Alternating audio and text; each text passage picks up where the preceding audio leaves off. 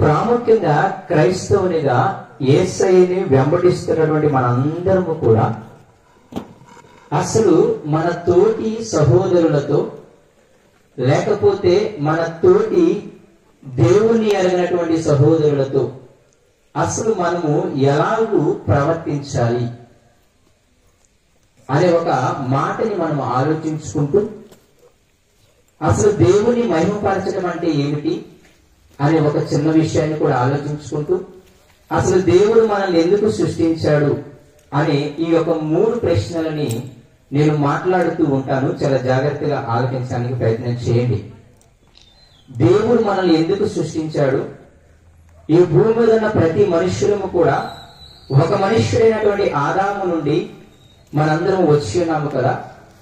ఎందుకు సృష్టించి ఉన్నాడు అని ఒక ప్రశ్న వేసుకొని, రెండవ ప్రశ్నగా సృష్టించుకున్న ఆయన ఇదిగో ఆయన్ని ఎందుకు సృష్టించుకున్నాడో తెలుసుకుంటే అందులో మనకి కనపడే ప్రధానమైన అంశం ఏమిటి అంటే ఆయన్ని మహిమపరచడానికి, ఆయన్ని గణపరచడానికి మాత్రమే మనల్ని సృజించుకున్నాడు అని రెండో మాటగా మనం ఆలోచిస్తాం. మూడో మాటగా అసలు ఆయన మహిమపరచడం, గణపరచడం అంటే ఏమిటి అనే ఈ యొక్క 3 మాటలను మనం ఆలోచన చేస్తాం. అయితే మొదటిగా అసలు దేవుడు మనల్ని కూడా ఎందుకు ప్రత్యేకపరుచుకున్నాడు? భూమి మీద చాలా మంది జనాంగం ఉంటుండగా, భూమి మీద ఆయన పిల్లలుగా ఉంటున్నటువంటి చాలా మంది ఉంటుండగా మనల్ని మాత్రమే ఎందుకు ప్రత్యేకపరుచుకున్నాడు అనే ఒక ప్రశ్న మనం వేసుకున్నప్పుడు ఆ యొక్క యెషయా భక్తుడు ఒక మాట మన బైబిల్ గ్రంథంలో అనడం మనం చూస్తాం. ఆనాటి కాలంలో అంతమంది జనాంగం ఉన్నప్పుడు ఇజ్రాయేలును మాత్రమే దేవుడు ఎందుకు ఏర్పరచుకున్నాడు?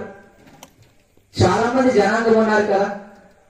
అబ్రహాము, క్షమించండి, అంతకంటే ముందు నోవాహు నుండి కదా ప్రారంభం. నోవాహుకు 3 కుమారులు అయితే షేము, హాము, యాపేతు అయితే, అబ్రహాము షేము సంతానం నుండి వచ్చిన వారైతే ఇదిగో మిగతా ఇంకో 2 కూడా ఉన్నారు కదా. అబ్రహాము సంతానం ఒక వంతు వెళితే అబ్రహాము కంటే ఇంకా అబ్రహాములు కన్నటువంటి షేము ఆ కుమారుల కంటే వాళ్ళకి 2 అన్నదమ్ములు ఉన్నారు కదా.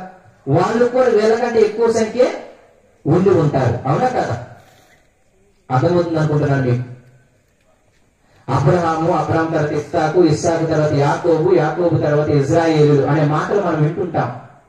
అయితే వీళ్ళ జనాంగము అలా పెరుగుతున్నప్పుడు వీళ్ళకంటే కూడా దేవుణ్ణి ఎరగని జనాంగం అయినటువంటి హాము, యాపేతు అయినటువంటి తన సొంత అన్నలు, తమ్ముళ్ళైనటువంటి వాళ్ళు యొక్క సంతానము కూడా బహుగా విస్తరించింది. అయితే ముందు నేను ప్రశ్న వేస్తాను, మరి ఇజ్రాయేలును మాత్రమే ఎన్నుకోవడానికి కారణం ఏమిటి? ఇజ్రాయేలును మాత్రమే ఆయన ప్రత్యేకపరచుకోవడానికి కారణం ఏమిటి? ఇజ్రాయేలును మాత్రమే ఆయన ఏర్పరచుకోవడానికి, పిలవటానికి కారణం ఏమిటి అని ఆలోచించినప్పుడు యెషయా భక్తుడు 43వ అధ్యాయము 7వ వచనంలో ఒక మంచి మాట అంటాడు. అందరూ చూద్దాం, చూడండి. 43వ అధ్యాయము 7వ వచనము, నా మహిమ నిమిత్తము నేను సృజించిన వారిని, నా నామము పెట్టబడిన వారిని అందరినీ తెప్పించుము. నేను వారిని కలుగు చేసి తిని వారిని పుట్టించువాడను నేనే. ఇంకా మీరు 43వ అధ్యాయం మొదటి నుండి చదువుకుంటున్నప్పుడు అక్కడ ఇజ్రాయేల్ గురించి మాట్లాడతాడు. మిమ్మల్ని ఎందుకు ప్రత్యేకపరుచుకున్నాను, మిమ్మల్ని ఎందుకు ఏర్పరచుకున్నాను, మిమ్మల్ని ఎందుకు అసలు పుట్టించాను ఈ భూమి మీద అని ఆలోచన చేసినప్పుడు ఆయన దేవుడు చెప్పే ఒకే ఒక సమాధానం ఏమిటి అంటే నా మహిమ నిమిత్తము. అంతమంది జనాంగం ఉంటే ఇజ్రాయేలును మాత్రమే ఎందుకు ఎన్నుకున్నారు? అలాగే ఈనాడు ఎంతమంది జనాంగం ఉంటే నిన్ను, నన్ను, నీ కుటుంబాన్ని, నా కుటుంబాన్ని మాత్రమే ఎందుకు ఆయన ఎన్నుకున్నారు, ఏర్పరచుకున్నారు, ప్రత్యేకపరుచుకున్నారు అని ఆలోచన చేసినప్పుడు దేవుడు చెప్పే ఒకే ఒక సమాధానం ఏమిటంటే నా మహిమ నిమిత్తము, నా ఘనత నిమిత్తము అనే ఒక్క సమాధానాన్ని మనము బైబిల్లో చూస్తాము. అయ్యా, మమ్మల్ని అందరినీ యేసుక్రీస్తు రక్తము ద్వారా కడిగావు కదా, అలాగే యేసుక్రీస్తు రక్తము ద్వారా కడిగి మా పాపాలను కడిగి వేశావు. కానీ మళ్ళీ మేము పాపంలో పడే స్వభావం అవకాశం ఉంది కాబట్టి మళ్ళీ మేము పాపంలో పడకుండా పరిశుద్ధాత్మ దేవుడు అనే సంచికలను మాకు ఇచ్చావు కదా, అది కూడా ఎందుకయ్యా అని అడిగితే ఎప్పుడన్నా ఆలోచించారా? యేసయ్యని ఎందుకు ఇచ్చాడు, మన కోసం ఎందుకు చంపివేశాడు? పరిశుద్ధాత్మ దేవుడు మనందరికి సంచకరువుగా మనందరి హృదయాలు ఎందుకు దేవుడు ఉంచాడు? దానికి కూడా ఒకే సమాధానం. అందరూ కూడా ఎఫ్సీ పత్రిక 1వ అధ్యాయము 4-6 వచనాల్లో నేను చదువుతాను, కొన్ని మాటలు చూడండి. యేసయ్యను మన కోసం భరించింది ఎందుకు? పరిశుద్ధాత్మ దేవుణ్ణి మనందరి హృదయాల్లో పెట్టి పాపము చేయకుండా సంచకరువుగా ఎందుకు ఉంచాడు అంటే ఆయన చెప్పే మాట ఎఫ్సీలకు రాసిన పత్రిక 1వ అధ్యాయము 4వ వచనము, ఎట్లనగా తన ప్రియుని యందు తాను ఉచితముగా మనకు అనుగ్రహించిన తన కృపా మహిమకు కీర్తి కలుగునట్లు. ఏంటంట? తన యొక్క కృపా మహిమకు కీర్తి అంటే ఘనత అంటే పేరు రావటానికి మనల్ని జగత్తు పునాది వేయబడక ముందే యేసయ్యలో మనల్ని కావాలని అనుకున్నాడు అంట. యేసయ్య ద్వారా మనల్ని ఏం చేశాడు? లోకము నుండి ప్రత్యేకపరిచాడు. యేసయ్య ద్వారా మనల్ని ఏం చేశాడు? ఈ లోకం అనే సాతాను అనే అంధత్వంలో నుండి బానిసత్వంలో నుండి మనందరినీ ఏం చేశాడు? స్వతంత్రులుగా చేశాడు. ఈ లోకం అనే మరణము నుండి మనందరినీ ఏం చేశాడు? జీవము గలవానిగా చేశాడు. ఎవరు? తండ్రి అయిన దేవుడు. ఎందుకు చేశారు? ఒకటే సమాధానం, తన కృపా మహిమకు కీర్తి కలుగునట్లు. ఆయన చూపించిన కృప ఉంది చూసారా? ఏ పరిశుద్ధత ఏ నీతి మనలో లేకపోయినప్పటికీ కూడా, మనం అర్హులము కాకపోయినప్పటికీ కూడా మనల్ని ఆయన పరిశుద్ధపరుచుకొని ఆయన బిడ్డలుగా జీవించే గొప్ప అవకాశం ఇచ్చాడు చూసారా? ఇది కృప.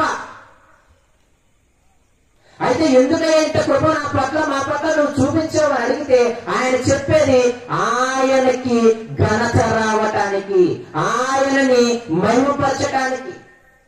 అదే మనం 3 సార్లు చదువుతాం ఈ యొక్క అధ్యాయంలో. 11-12 వచనాలు చూడండి.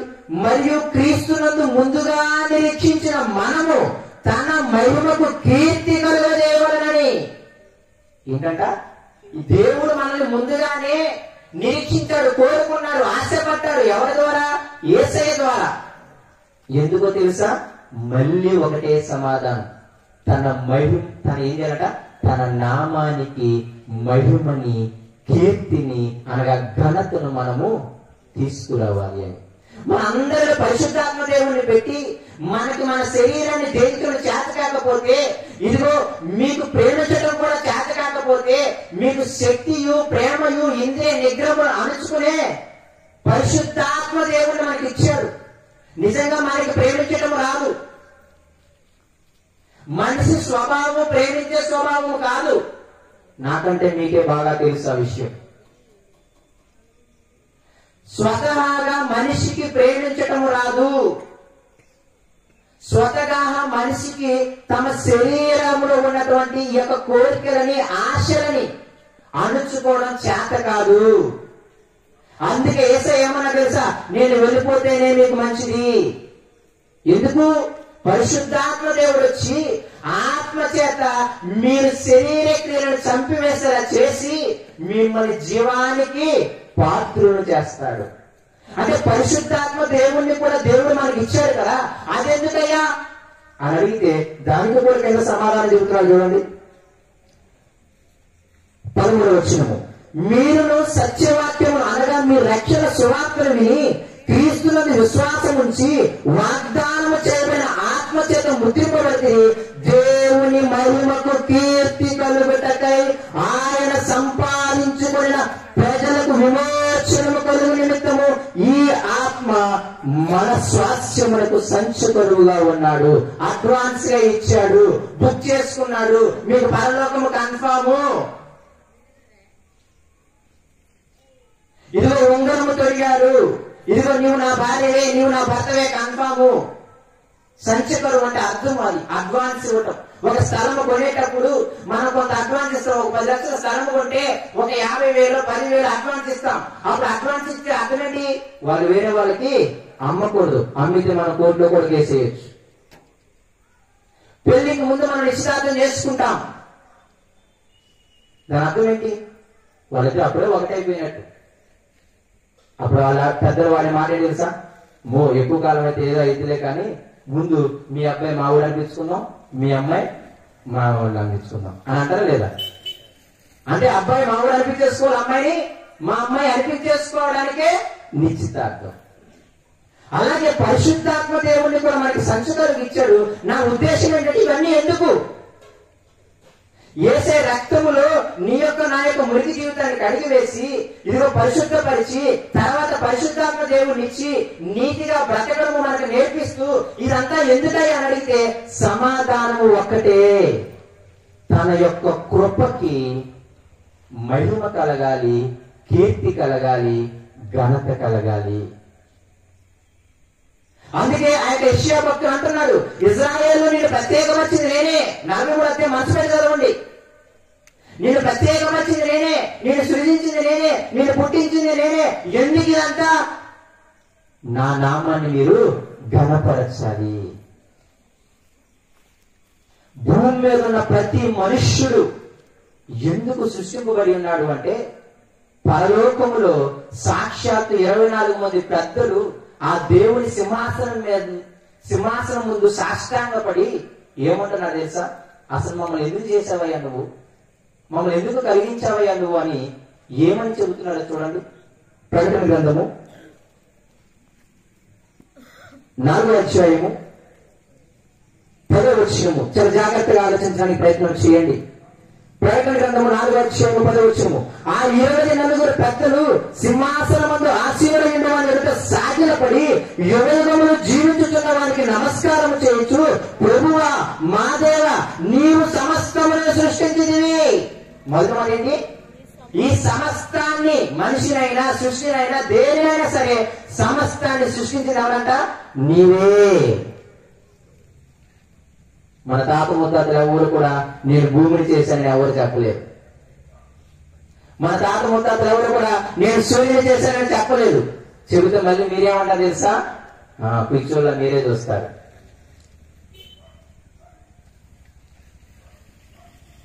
ఆ 24 మంది పెద్దలు తమ అధికారానికి గుర్తైనటువంటి ఆ సింహాసనాన్ని బయట పడేసి దేవుని యొక్క వైభవాన్ని చూసినప్పుడు దేవుని పక్కన వాళ్ళు కూర్చొని ఉన్నారు. 24 మంది పెద్దలు సింహాసనాలు వేసి. కానీ ఆ దేవుడి యొక్క స్థితి అర్థమైనప్పుడు అమ్మో మేము దేవుని పక్కన కూర్చుని అందువలమా అని లేచి దేవునికి సాష్టాంగపడ్డారు, తమ కిరీటాల పక్కన పడేసి. పడి ఏమంటున్నారు తెలుసా? ఏమని స్తుతిస్తున్నారు తెలుసా? ఏమని ఆరాధిస్తున్నారు తెలుసా? ఏమని వర్షిప్ చేస్తున్నారు తెలుసా? ఇదే వర్షిప్ చేయడం అంటే. ఏమని వర్షిప్ చేస్తున్నారంటే నువ్వు యుగయుగములలో జీవించుతున్నవారయ్యా,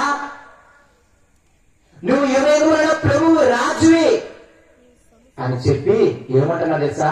నీవే సమస్తాన్ని సృష్టించిన వాడివి. మొదటి మాట. తర్వాత మాట,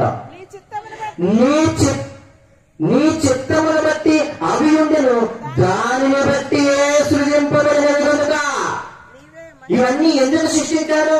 ఇవన్నీ ఎందుకు సృష్టించారు అంటే ఆయన చిత్తాన్ని బట్టి. మళ్ళీ ఇంకో మాట్లాడదా? దానిని బట్టే. మళ్ళీ ఇంకొక ఆలోచన మీకు, కేవలం తన చిత్తాన్ని నెరవేర్చటం కోసమే ఈ సమస్తాన్ని సృష్టించడని మళ్ళీ రెండోసారి బలగుతూ చెబుతున్నాడు. అర్థమవుతా మీకు? అమూడు మాత్రం మళ్ళీ చదవాలి మనసు పెట్టి. నీవు సమస్తమును సృష్టించావు, నీ చిత్తమును బట్టి అన్ని సృష్టించావు, దానిని బట్టి సృజింపబడ్డాయి. గనుక నీవే మహిమ, ఘనత, ప్రభావములు పొంద నలుగురు చెప్పుచు తమ కిరీటములు ఆ సింహాసనం మీద వేసేశారంతే. ఏమర్థమవుతుంది నీకు? దేవా నన్ను తల్లి గర్భంలో ఎందుకు నిర్మించావు? దేవా నన్ను ఎందుకు ఈ భూమి మీద తీసుకొచ్చావు? దేవా మా నాన్నలు కానీ అమ్మ నాన్నలు కానీ వాళ్ళ అమ్మ నాన్నలు కానీ లేకపోతే అంతకుముందు నా పితరులు కానీ ఆదాములు కానీ అందరూ అసలు ఈ మనుషులందరూ ఎందుకు సృష్టించావు అంటే నా చిత్తాన్ని బట్టి సృష్టించాను. ఏంటయ్యా నీ చిత్తము అంటే నా నామానికి మహిమ రావాలి, నా నామానికి ఘనత రావాలి.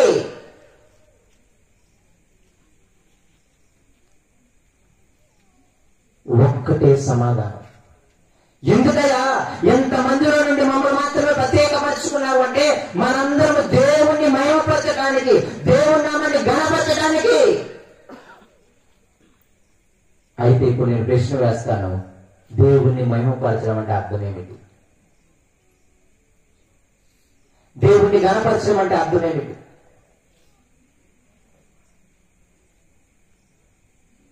ఎవరైనా చెబుతారా? దేవుణ్ణి మహిమపరచడం అంటే అర్థం ఏమిటి?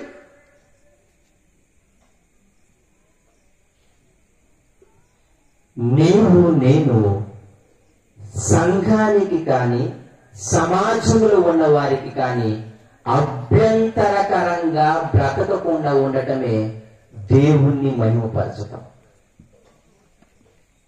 చాలా జాగ్రత్తగా మనసు పెట్టి ఆలోచించడానికి ప్రయత్నం చేయండి. ఏంటయ్యా దేవుని మహిమపరచడం అంటే? ఆయనకి ప్రతి ఆదివారం స్తోత్రాలు చెల్లించడము, గురువారము, శుక్రవారము, శనివారము, లేకపోతే ఇలా గృహ కొడుకులు మీటింగ్లు పెట్టించుకొని స్తుతించడం అని మీరు అనుకుంటున్నారేమో, కానీ అది తక్కువగా కనపడుతుంది బైబిల్లో. నాకు తెలిసి అది మహిమపరచడం అని కూడా చాలా తక్కువగా ఉంటది. కానీ ఒక మాట మాత్రం డైరెక్ట్ గా రాశాడనమాట, ఇదే దేవుణ్ణి మహిమపరచడం అంటే అని. ఏంటయ్యా ఆ మాట అంటే? నీవు నేను, దేవుడు నిన్ను నన్ను రక్షించుకున్నాడు కదా, ఎలాగూ తన మహిమకు, తన నామానికి మహిమ వస్తుంది, తన నామానికి కీర్తి వస్తుంది, ఘనత వస్తుంది అని అడిగితే ఆయన అంటున్నాడు, నీవు నేను సంఘములో ఉన్నవారికి కానీ బయట వారికి కానీ ఏ విషయములో కూడా అభ్యంతర కారణముగా నీవు నేను ప్రవర్తించకూడదు. నీ మాట అభ్యంతర కారణంగా ఉండకూడదు, నీ నడక అభ్యంతర కారణంగా ఉండకూడదు, నీ చేష్టలు అభ్యంతర కారణంగా ఉండకూడదు, నీ కోరికలు అభ్యంతర కారణంగా ఉండకూడదు, నీ ఆశలు సంఘానికి కానీ తోటి వారికి కానీ అభ్యంతర కారణంగా ఉండకూడదు. అంటే అర్థం ఏంటో తెలుసా? వెళ్తుందిలేండి ఏమి సన్నిధానానికి, కానీ ఏం ఉపయోగం? యేసయ్య వచ్చి ఒక మాట అన్నాడు. ఏ మాట అన్నాడు తెలుసా? ఇదిగో మీరందరూ వెలుగు సంబంధులయ్యా, మీ సత్క్రియలను చూచి ఏం చేయాలంట? పరలోకమందున్న దేవుణ్ణి, యేసయ్య చేసిన మొట్టమొదటి బోధలో, మొట్టమొదటి జనసమూహానికి, మొట్టమొదటి ప్రసంగంలో చెప్పిన మొట్టమొదటి మాటలవి. మత్తయి సువార్త 5వ అధ్యాయం చూడండి.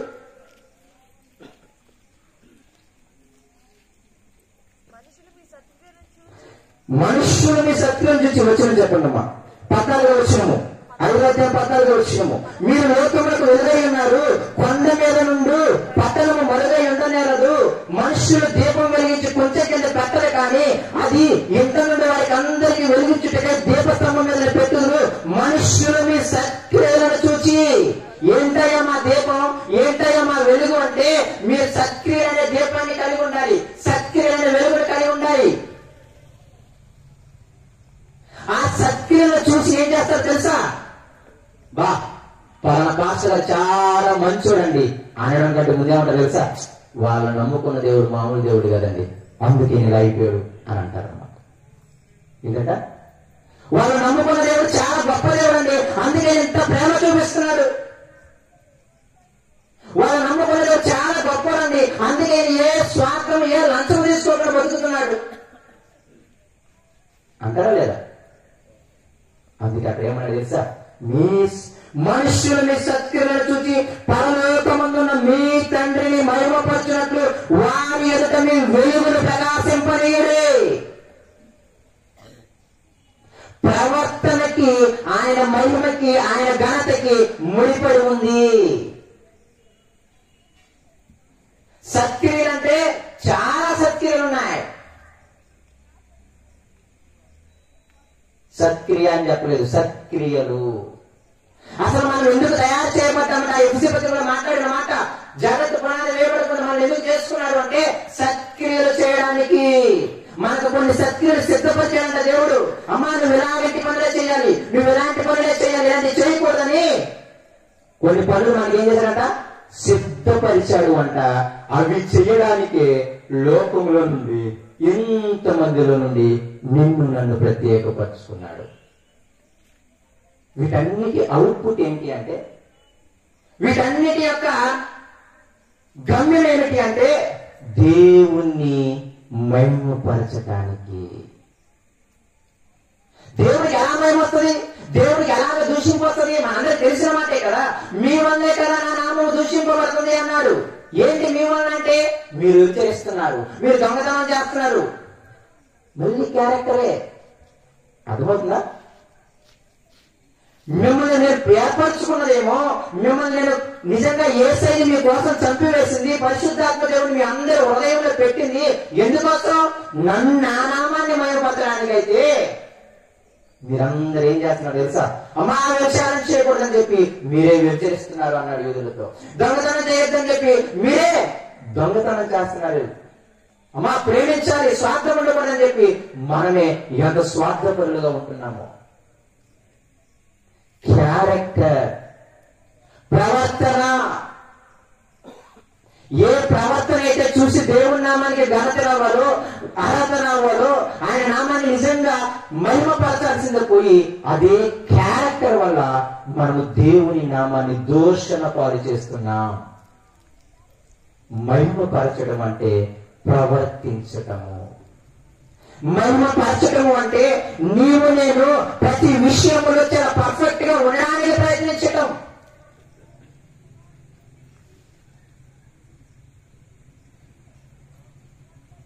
మీకు అర్థం అవడానికి చాలా క్లియర్ గా చెబుతాను. ఎందుకు ఈ మాట అంటున్నానంటే, దేవుడు అడుక్కుంటున్నాడు, నేను తండ్రినైతే నాకు రావాల్సిన ఘనత ఏమైంది అని అడుక్కుంటున్నాడు తెలుసా. మలాకీ గ్రంథం 1వ అధ్యాయం, మలాకీ గ్రంథం 1వ అధ్యాయం 6వ వచనం చూడండి. కుమారుడు తన తండ్రిని గణపరచుడు కదా, దాసుడు తన యజమానిని గణపరచుడు కదా. నా నామమును నిర్లక్ష్య పెట్టి యాజకులారా, నేను తండ్రిని అయితే నాకు రావాల్సిన ఘనత ఏమైనో. ఏమని అడుగుతున్నాడు తెలుసా? నేను తండ్రిని అయితే నాకు రావాల్సిన ఘనత ఏమైంది?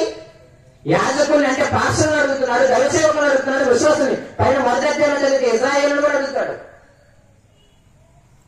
నేను మిమ్మల్ని ప్రేమించానంటే ఇశ్రాయేలు ఏమంటారు తెలుసా? ఏమిచ్చి మమ్మల్ని ప్రేమించావు అని అడుగుతారంట. మీరు దోషులుగా ఉన్నారు అంటే మేమేం చేసి దోషం చేస్తామని అడుగుతారంట. అప్పుడు ఆయన అంటాడు, కలంకమైన వాటిని బలిచ్చేసి నేను ఏ పాపం చేయలేదంటే అలా చెప్పు.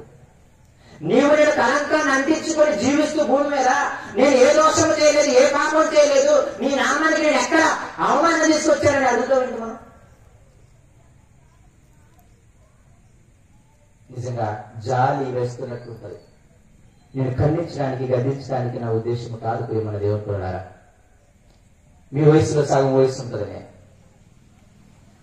కాబట్టి మిమ్మల్ని గద్దించాలను బైబుల్లో హెచ్చరించడం అంటే అర్థం ఏంటి తెలుసా? ఎంకరేజ్ చేయమని.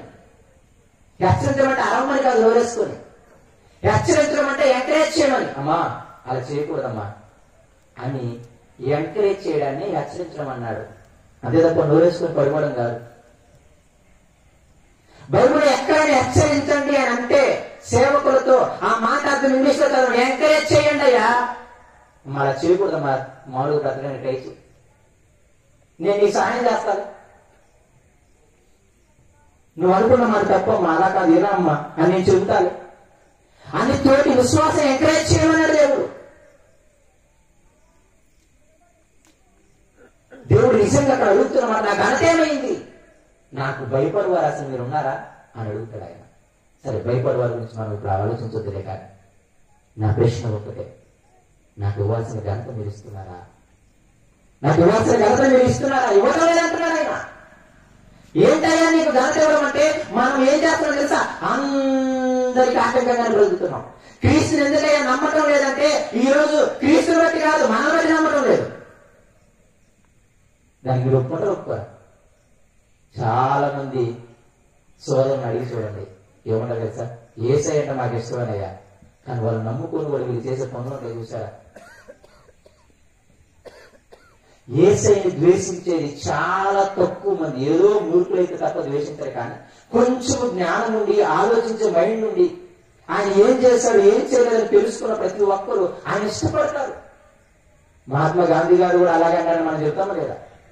ఆయన యేసయ్య అంటే బాగా ఇష్టమంట, క్రైస్తవులు అంటే మాత్రం అసలు ఇష్టం ఉండదంట.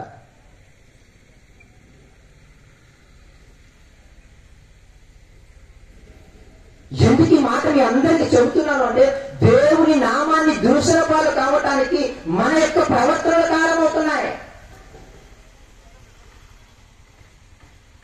బైబిల్ సారాంశం అంతా చదివితే ఏమర్థమవుతుంది అంటే, తోటి సహోదరునికి నువ్వు అభ్యంతరకారంగా బతకకూడదుగా, సంఘములైనా బయటైనా సరే. కొరింథీయులకు రాసిన మొదటి పత్రిక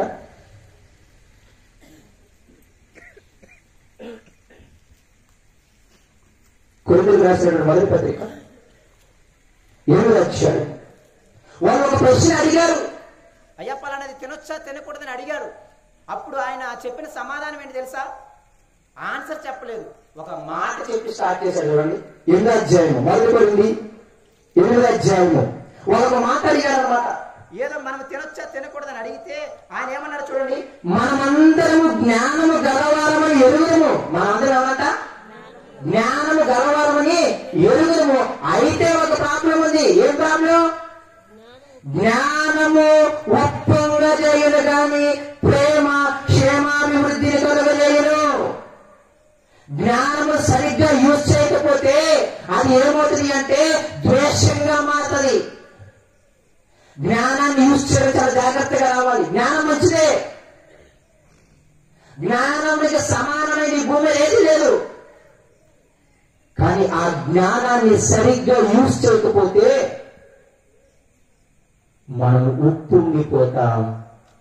దానివల్ల తోటి సహోదరుణ్ణి మనము ఈజీగా తక్కువ చేసి మాట్లాడతాం. ఈ ప్రశ్న అడిగితే 8వ అధ్యాయం నుండి 11వ అధ్యాయం వరకు ఇదే సమాధానం. మీరు చదవండి తర్వాత, ఇంటికి వెళ్ళిన తర్వాత. ఈ 8వ అధ్యాయం నుండి 11వ అధ్యాయం వరకు ఒకే కాన్సెప్ట్ అన్నమాట. అయితే ఈ కాన్సెప్ట్ లో ఆయన మాట్లాడే మాట ఏం తెలుసా? నాకు ఆయన అడిగిన ప్రశ్నే నాకు అడిగినట్టు కనపడదు, కానీ తోటి సహోదరికి మాత్రం నువ్వు అభ్యంతర కారణంగా ఉంటే మాత్రం నేను ఊరుకోను అంటాడు. 8వ అధ్యాయం నుండి 11వ అధ్యాయం సారాంశం మీరు చదవండి. మీరు ఏదైనా చేయండి, కానీ తోటి సహోదరునికి మాత్రం మీరు ఏం చేయకూడదు? అభ్యంతర కారణముగా ఉండకూడదు. చివరికి అదేమైంది తెలుసా? పాపం, వ్యభిచారము, దొంగతనము, లేకపోతే ఇంకోటి పాపం అంటున్నారే. కానీ మీకు తెలియని విషయం ఏంటి అంటే, మన ప్రవర్తన ద్వారా, మన జ్ఞానము ద్వారా తోటి సహోదరుడు కానీ లేకపోతే బయట సహోదరులు కానీ ఎవరికైనా దేవుని నామాన్ని దూషిస్తున్నారు అంటే అది పాపము.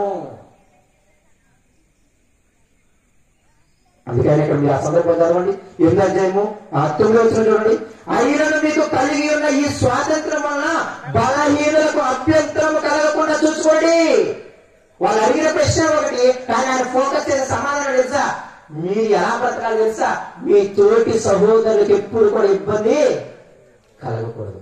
మీ క్రియలను చూసి, మీ క్యారెక్టర్ చూసి పరలోకమందున దేవుని మహిమపరిచి నేను కూడా దేవుని నమ్ముకోవాలి, నేను కూడా తనలాగా జీవించాలి అనాలి తప్ప, దానికోసమే ఆయన మనల్ని సృజించాడు, ఏర్పరుచుకున్నాడు. నువ్వు నేను పెద్ద నీతిమంతులమని కాదు, నువ్వు నేను లోకంలో పెద్ద జ్ఞానులమని కాదు, పెద్ద అధికారులమని కాదు, పెద్ద ధనం ఉన్న వాళ్ళము కాదు. కానీ ఎందుకు ఏర్పరచుకున్నాడు అంటే నీవన్నా ఆయన నామానికి మహిమ తీసుకొస్తావు అని. తోటి సహోదరులకు మీరు అభ్యంతర కారణము కలిగ చేయొద్దు. మీరు స్వాతంత్రం ఏదైనా చేయడానికి, కానీ దాని ద్వారా ఏ సహోదరుని ఇబ్బంది పడితే మిమ్మల్ని మాత్రం నేను ఊరుకోను అన్నాడు. 10వ అధ్యాయం 23వ వచనం చూడండి. నేను చదువుతాను, చాలా జాగ్రత్తగా వినండి. అన్ని విషయములందు నాకు స్వాతంత్రము కలదు కానీ అన్ని చేయదగినవి కావు, అన్నిటి యందు నాకు స్వాతంత్రము కలదు కానీ అన్ని క్షేమాభివృద్ధిని కలుగజేయు. ఎవరును తన కొరకే కాదు ఎదుటి వాని కొరకు మేలు చేయ చూచుకొనవలెను. మన బ్రతుకులన్నీ ఎలా ఉండాలి అంటే ఎదుటి వాని మేలు కొరకే మనం జీవించాలి. అప్పుడప్పుడు అంటుంటాం మనం, నేనేంటో నాకు దేవుడు తెలుసులేండి.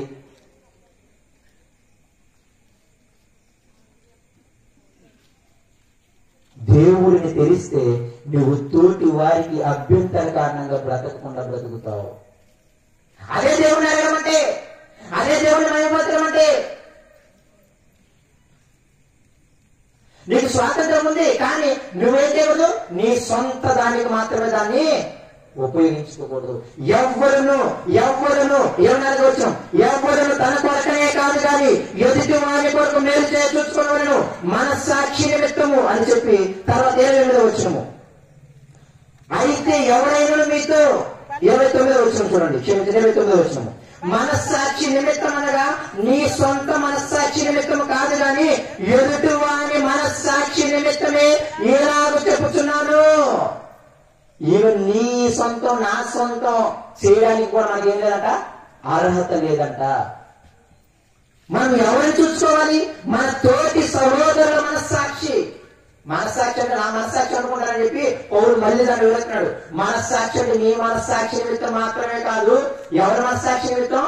ఎదుటివాని మనస్సాక్షి నిమిత్తం.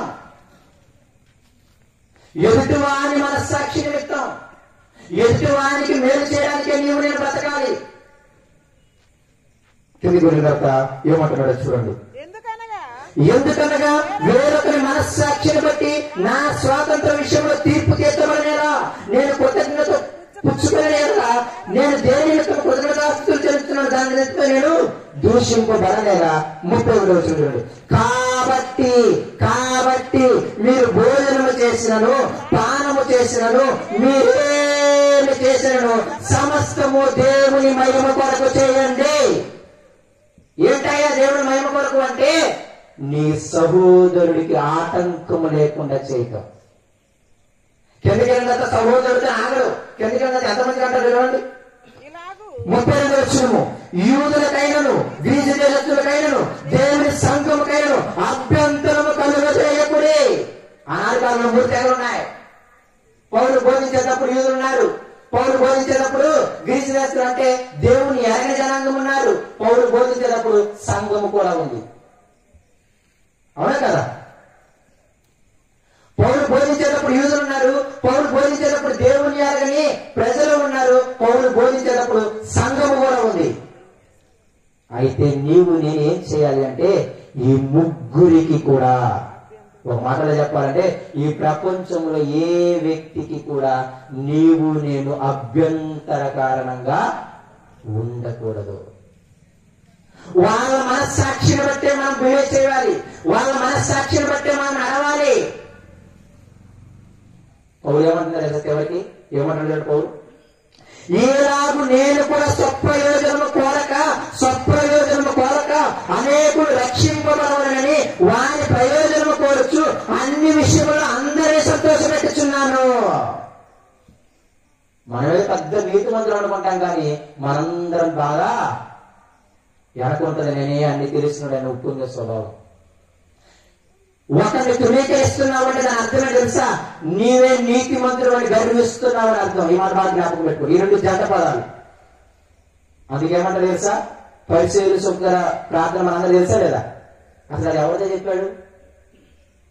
తామే నీతి మంత్రులు అనుకొని ఎదుటి సహోదరులను తృణీకరించు వాడితో.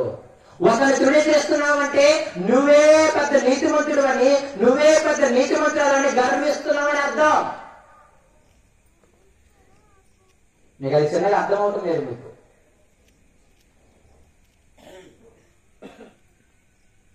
నువ్వు రక్షించడానికి, అందరినీ రక్షించడానికి వేసాను నమ్ముకున్నావా?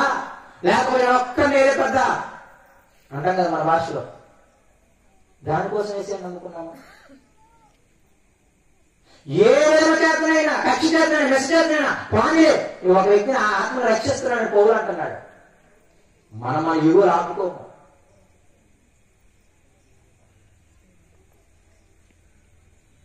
పౌలు ఎంత మనిషి మాట అంటున్నాడు చూడండి.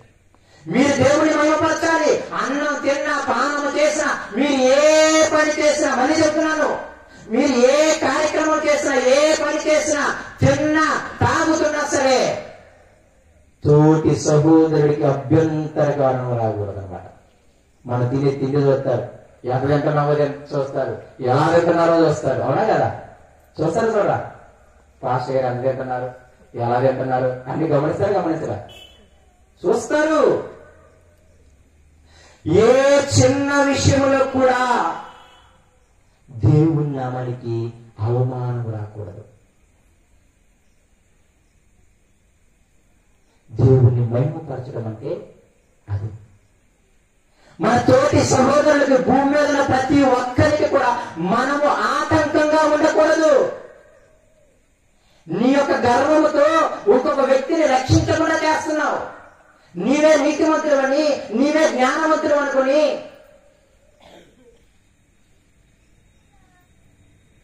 రోమపత్రిక 14 చూడండి. రోమపత్రిక 14 వచ్చాయి.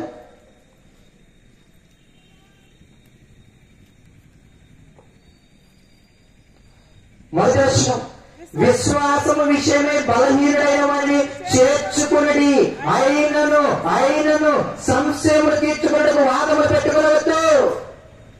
విశ్వాసంలో బలహీనుడైతే చేర్చుకోమన్నాడు, కొంచెంకాలం ఉంచుకోమన్నాడు.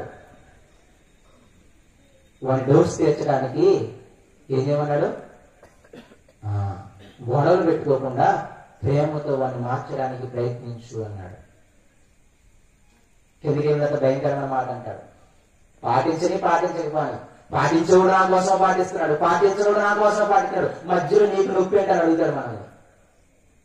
ఒక పరిపూర్ణైనా లేకపోతే లేకపోవడం నా ఇష్టం, మనకి తీర్పు తీర్చడానికి అధికారం లేదు చెప్పడానికి అమ్మాయిలా చేయకూడదు, ఇది నిజం అని చెప్పటమే. దానికి ఎమ్మటే చెప్పినా కూడా మీరు ఒకవేళ వాళ్ళు నమ్మురని తెలిస్తే కొంతకాలము సహించాలి.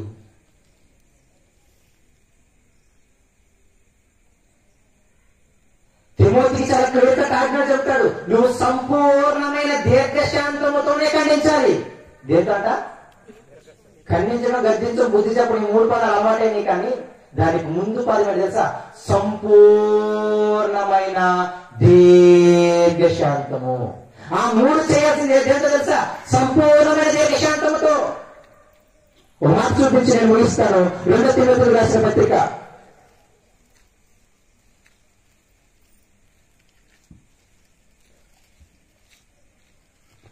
2వ అధ్యాయము 24వ వచనం 26వ వచనం నేను చదువుతాను, చాలా మనసు పెట్టి చదవండి, వినండి జాగ్రత్తగా.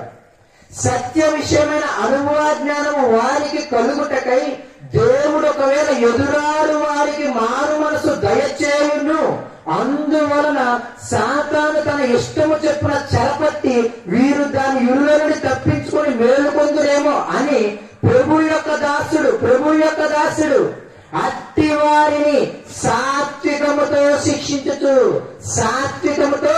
శిక్షించుచు ఇంగ్లీష్ ఏమంటుందంటే కరెక్ట్ చేయడం అన్నమాట. శిక్షించడం అంటే ఏంటి? సరిచేయటం అని అర్థం. ఏంటంట? ఎలాగూ జెంటిల్నెస్ తో, అంటే ఏంటి? సాత్వికముతో. మన ఉద్దేశం వాళ్ళని కరెక్ట్ చేయడమై ఉండాలి, వారిని రక్షించుకోవడమైన. పౌలయ్య అన్నాడు, ఏ విధంగా చేతనైనా ఒకరిని రక్షించుకోవడానికి నేను అందరినీ సంతోషపెడుతున్నాను అన్నాడు. దాని అర్థం బైబిల్కి విరుద్ధంగా వెళ్ళాడని కాదు, అది నేను మాట్లాడటం లేదు.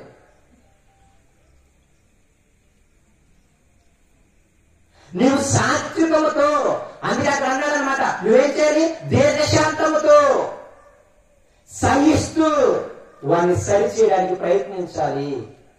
ఇంకా 2వ మాట చూడండి, జగడమాడద్దు, అంటే గొడవలు పెట్టుకోవద్దు, వాదములు పెట్టుకోవద్దు, అందరూ సాధువుగాను బోధింప సమర్థుడుగాను. తర్వాత మాట చాలా ప్రాముఖ్యమైన మాట, కీడును సహించువారుగాను. సహించాలి కొంతకాలం కీడుని. ఉదయం మనం విన్నాం అనేది చెప్పినప్పుడు, భర్త ఏం చేయాలి? భార్యని. సంఘము ముడతలుంది, కలంకం ఉంది, అన్ని ఉన్నాయా లేవా? మరి యేసు ఏం చేశాడు? ఉంటాయని యేసయ్య చెప్పాడు. ఇప్పుడు నువ్వు చెప్పాక చెప్పక్కర్లేదు. క్రైస్తవులను ఎలా బతుకుతున్నారు ఏంటని ఎప్పుడు నుండి ఉండదు, ఏం కాదు, అది పాతకాలం నుండి కూడా ఉంది. నువ్వు తెలుసుకోని ఇప్పుడైందేమో. యేసయ్య కాలంలో ఉంది అది. ఆయన కీడును సహించాడు. పరిచయం సద్దుకైలు చంపుదామని అల్లరి చేతం చూస్తే పారిపోయాడని కూడా రాయబడింది బైబిల్లో. మరి నీ అంత జ్ఞానం లేదు యేసయ్యకి, అంతేనా? నీ అంత జ్ఞానం లేదేమో యేసయ్యకి. కీడును సహించాలి. సేవకుడు కీడును సహించాలి, బోధించడానికి సమర్థంగా ఉండాలి. ఆ బోధించే క్రమంలో, ఆ సరి చేసే క్రమంలో మీరందరూ దీర్ఘశాంతం ఉండాలి, సాత్వికం ఉండాలి, గొడవలు పెట్టుకోకూడదు. సహించే గుణము కూడా ఉండాలి. ఎందుకు తెలుసా? ఒక రోజు దేవుడు వారికి ఏమిస్తాడంట? మారు మనసు వచ్చేమో, ఇవ్వచ్చేమో అని కూడా కాదు, ఇచ్చును అన్నట్టే ఉంటుంది. ఇక్కడ ఎదురాడు వారికి ఆయన ఏం చేస్తాడు? ఒకరోజు మారు మనసు దయచేయను. దయచేయగలిగిన దేవుడు, ఎటువంటి వారినైనా మార్చగలిగిన దేవుడు. అందులో సందేహం ఉందా? కాబట్టి కీడును సహించాలి. ఒక వ్యక్తి సరిగ్గా లేకపోతే భరించాలి, సహించాలి. యేసయ్య 3.5 సంవత్సరాలు భరించాడు యోధాని. యేసయ్యకి తెలియదా యోధ గురించి? మొదటి రోజే తెలిసిపోయింది, ధర్మ దొంగిలించే దొంగ అని. అవునా కదా? ఎందుకంటే చెప్పుకున్నాడు 3.5 సంవత్సరాలు. నీలాంటి నాలుగు అయితే పెట్టేసేవాళ్ళ సంఘాలు అందరి ముందు. ఇదే దొరికింది సందడి. అవునా కదా? మీరు పెట్టబడ్డానే వాళ్ళం. మనము చాలా జాగ్రత్తగా బ్రతకాలి ప్రియమైన దేవుని పిల్లలారా. సంఘాన్ని సత్యానికి స్తంభం అన్నాడు ఆయన. ఈ లోకానికి వెన్నుముక అని అన్నాడు ఆయన. ఈ లోకమంతా మన మీద నిలబడుతుంది. సత్యానికి స్తంభమును ఆధారమునై ఉంది అంటాడు అన్నమాట సంఘం. సంఘాన్ని దేవుడు చాలా గొప్పగా చూశాడు. సంఘాన్ని చూడటం అంటే అలా బ్రతకాలి అని, వాళ్ళ క్యారెక్టర్ అలా ఉండాలి అని. అందుకే తిమోతి పత్రిక చదవండి. నువ్వు జాగ్రత్త పెట్టుకోవద్దు, మిగతా లేని వంశావాళ్ళు ఇవన్నీ గొడవలు అయితే కాబట్టి వదిలిపెట్టేసి 1-2 మాటలు చెప్పు, తర్వాత వాళ్ళు వెళ్ళేనా సైలెంట్ వచ్చే వాడు మాటలు.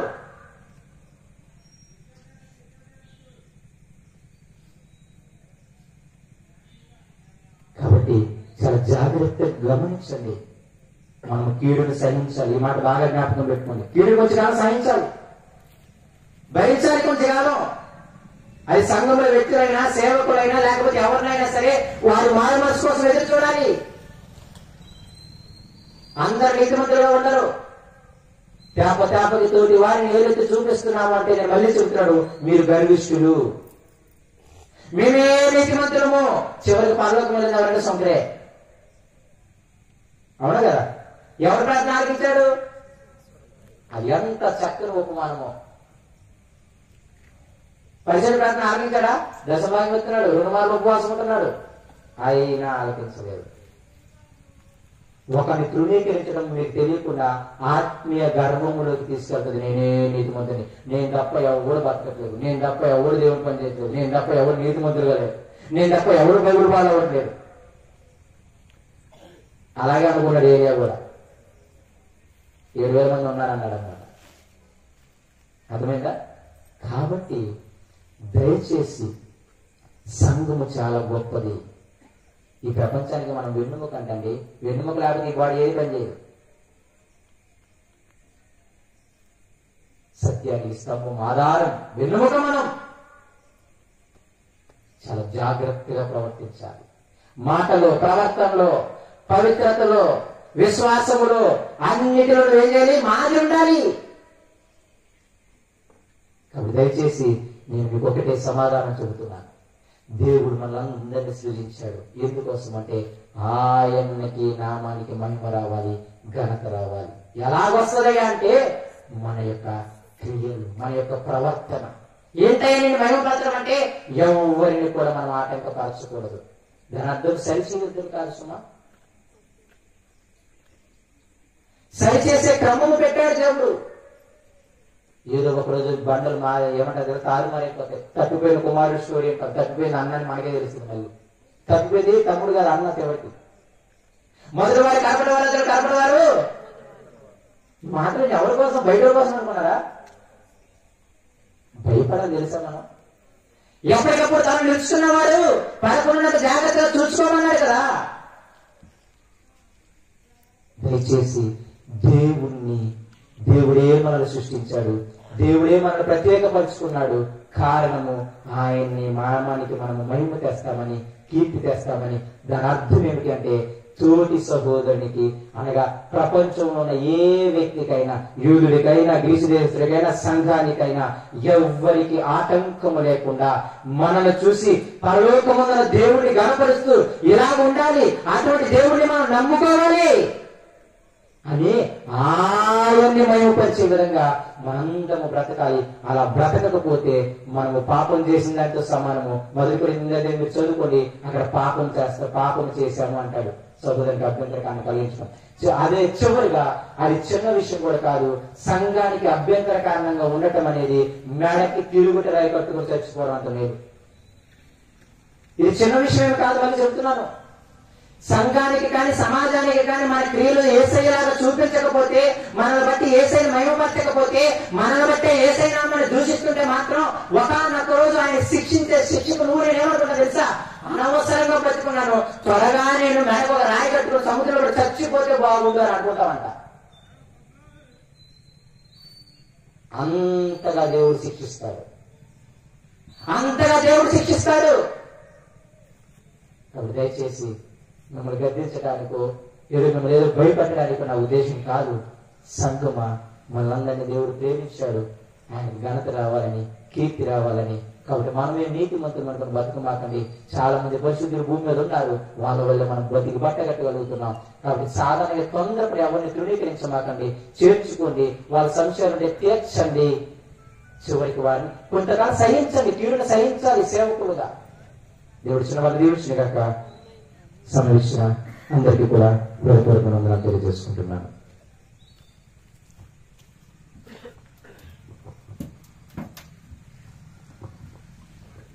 సంఘం గురించి మంచి మాటలు చెప్పిన వాళ్ళ గారికి ప్రత్యేకించి వందనాలంటే, మన ఫ్లెక్సీలో కనపడుతుంది కదా, నిత్య నరకం, నిత్య జీవం.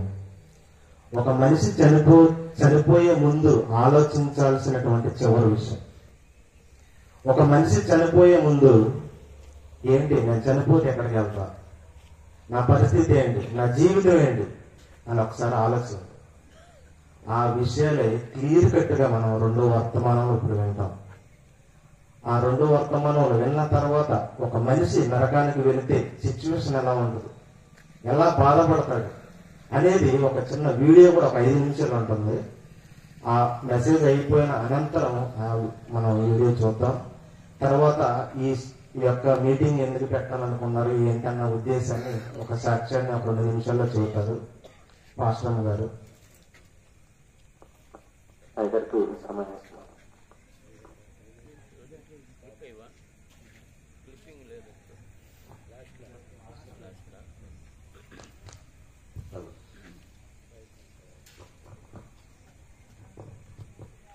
మంచిది, బాగా కలిసి కూర్చోండి, కొంచెం బాగా కూర్చోండి. హలో హలో హలో హలో మంచిది, హలో హలో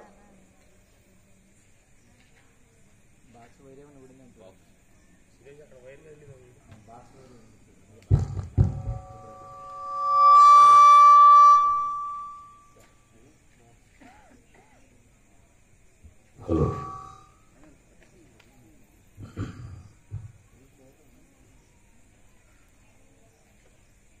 ఓకేనా, రైట్, మంచిది, బాగా సౌండ్ తగ్గించు. హలో. దేవుని స్తోత్రం. దేవుని యొక్క మహాప్రేమ కృపా కనికరాన్ని బట్టి చింతలవల్లి గ్రామాన్ని దేవుడు ప్రేమించి ఎక్కడో ఉద్యోగాలు చూసుకుంటున్న మహేష్ని, జమునాని దేవుడు ప్రేమించి వారిని ఊరికి ట్రాన్స్ఫర్ చేసి వారి యొక్క కుమారుని జన్మదినాన్ని పురస్కరించుకొని ఈ ప్రాంతంలో సువార్త సభను ఏర్పాటు చేయడానికి దేవుడిచ్చిన ఆలోచన విధానాన్ని బట్టి దేవునికి అందరి తరపున, కుటుంబం తరపున కృతజ్ఞతాస్తుతులు క్రీస్తు ద్వారా చెల్లిస్తూ, మరి ఇప్పటి వరకు క్రైస్తవులుగా మనం ఎలా బ్రతకాలో, ఎలా బ్రతికితే దేవునికి మహిమ వస్తుందో తెలియచేయబడ్డాయి. నిజంగా క్రైస్తవులు చెప్పబడిన మాటల ప్రకారంగా బ్రతికితే ఈరోజు సమాజంలో పోలీస్ స్టేషన్ అవసరం లేదు, లాయర్లు అవసరం లేదు, తాళాలు అవసరం లేదు. ఇళ్లకు తాళం వేసుకుంటున్నాం అంటే అర్థం ఏంటి? దొంగలు ఉన్నారు, జాగ్రత్త. పోలీస్ స్టేషన్లో ఉన్నాయంటే అర్థం ఏంటి? చెప్పండి. గొడవలు జరుగుతాయి, జాగ్రత్త కదా. లాయర్లు ఉన్నారంటే దొంగోడు కూడా వాదిస్తాడు కాబట్టి వాదోపవాదాలు చేసి ఏది సత్యమో ఏది అసత్యమో నిర్ణయించి సాక్ష్యాధారాలను బట్టి శిక్షిస్తారు. జడ్జి గారు శిక్ష విధిస్తారు. అందరూ మంచోళ్ళు అయితే పోలీస్ స్టేషన్లో అవసరం లేదు, లాయర్లు అవసరం లేదు, జడ్జి గారు అవసరం లేదు కదా. కానీ దేవుడు అలా ఉండాలని కోరుకున్నాడు. కానీ క్రైస్తవ్యంలోనే అలా ఉండేవారి శాతం తగ్గిపోయింది. కారణం ఏంటంటే బైబిల్ని సరిగా అర్థం చేసుకోలేక, ఒకవేళ అర్థం చేసుకున్న